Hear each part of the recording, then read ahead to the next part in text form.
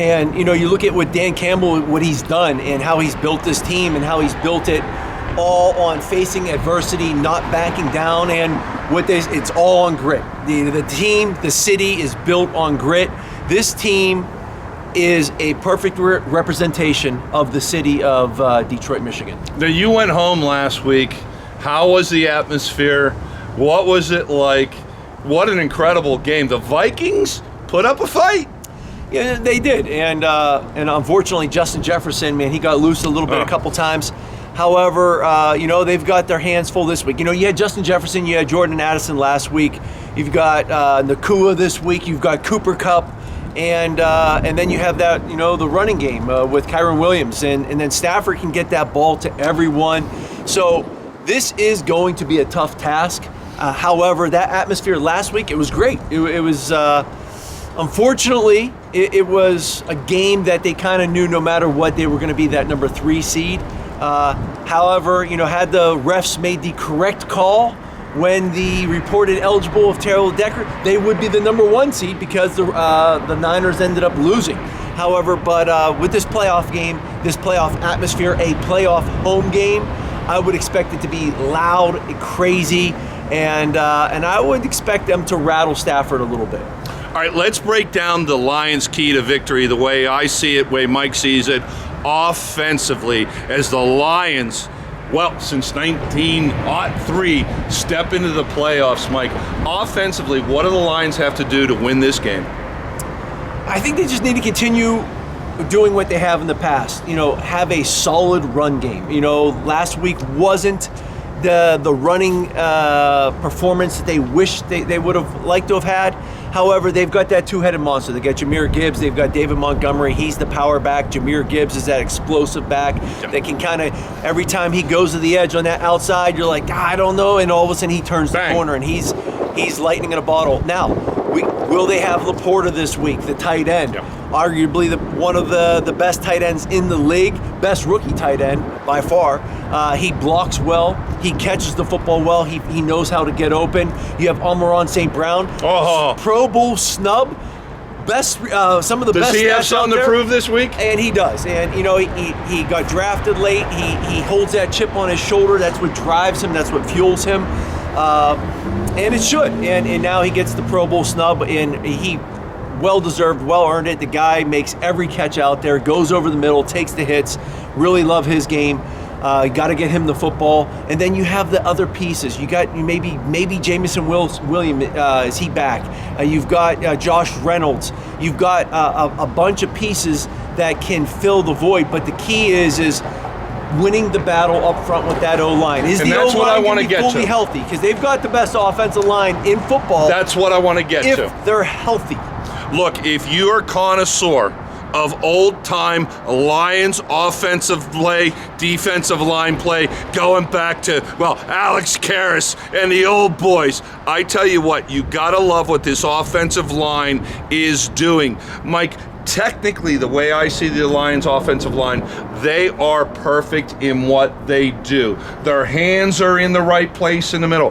Their feet are moving. They're handing off their blocks. They're reading the defense. This line looks so good right now. It's my key to the victory. As so the Lions offensive line goes, so goes Jared Goff and the Lions offense. What say thee? Well, that's the thing, is everyone going to be back? Is everyone going to be healthy? That's first and foremost. Secondly is getting that run game going. And then third, what does that do? It opens the play-action pass game. Yes. They do a lot of play-action passing. Yep. Sometimes it's play-action pass, deep shots down the field, and then sometimes it's play-action pass, get your head around quick and hit that quick dig over the middle, that quick in route, the quick out route, those choice routes that Amon-Ra St. Brown hits. They do so many good things. That's the one thing that Jared Goff does, is he makes very quick, good decisions. Every once in a while, if he would have held on to it, he would have had that one. No, don't wait. Listen, get the ball out of your hand. Don't take the sacks. Protect the football. He's had a few turnovers this year, some strip sacks, a few interceptions. He was been great early in the season. As long as he protects the football and the O-line does a good job, I don't see an issue for the Detroit Lions coming away with a victory this time. Mike mentioned the play action pass with the Lions. Again, going back to the importance of the offensive line. Mike, on the play action passes, okay, the offensive line, how important is it they're working in unison as a five? And more importantly, giving Goff the time to make important decisions. Well, that's what the play action pass does, is it sells that run. It sells that run. You have David Montgomery pounding it up in there. You have that explosive back with Jahmyr Gibbs. That play action gets those linebackers to suck up some. Now all of a sudden that intermediate level is open, where it gives Laporta that opportunity to attack the middle, or the slot receiver Amon-Ra St. Brown to attack the middle. Now what that does is, if he get the linebacker sucking up, and now the safety's like, I'm going to take away Laporta, I'm going to take St. Brown, now all of a sudden you have Josh Reynolds or Jamison Williams over the top with that speed. So it's a multi-layer basically play when you're working that play action pass and being successful with it. But that is the key, is can the O-line hold up, remain healthy? They have Aaron Donald. They're going to have their hands full with him. They're going to have to double him. Yeah, they'll have their plays. Whether you're not going to stop Aaron Donald. Whether it be guard center doubling him, whether it be back chipping him on the way out, or bringing the tight end back in to chip him, you're going to have to double him at times, and you're going to have to get the ball out of your hands quick. But it definitely, if you can hold him off, you're going to have some big explosive plays downfield, and they're going to have to hit those big plays. Playoff football, when you get a guy open down the field, you have to capitalize, you have to hit it. You can't just have that just over the fingertip throw. Dropped. You have to literally capitalize. And the thing is the one thing in playoff football, the refs always let the defense get a little bit more handy. Don't bring up the referees. I can't take it after the Dallas game. It's always that way. They will allow the defense to get a little bit more aggressive in playoff football. That's just the way it's been the past 10 years. You watch it time and time again. It gets a very aggressive game. And to me, when you look back to years ago when the Patriots beat the Chiefs and the Patriots went on to win their last Super Bowl with Tom Brady, when they won that game, the Chiefs were supposed to blow them out. You know, they had this explosive offense.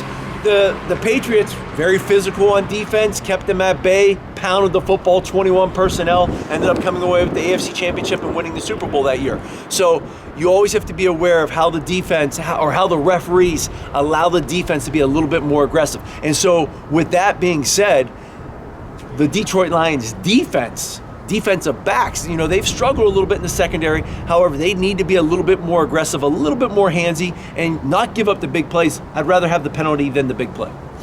All right, so offensively for your Lions, comes down to that offensive line play, handling Aaron Donald, not letting him get as many big plays as he's capable of, giving Mr. Goff the time to make the right decisions.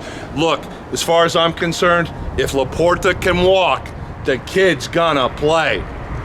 If he can walk, you've been there. You've had high ankle sprains. You've been dinged up going into a game. And if you can walk, you're gonna play. And you know, in this day and age, those training staffs, they're working him every single day. He's getting the treatment that he needs.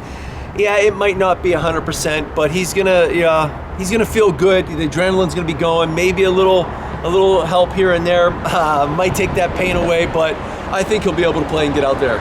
I'm looking for the Lions to emerge victorious. Do not listen to the national pundits. They don't got no Dan Campbell in their ear getting them up for this game. Go Lions!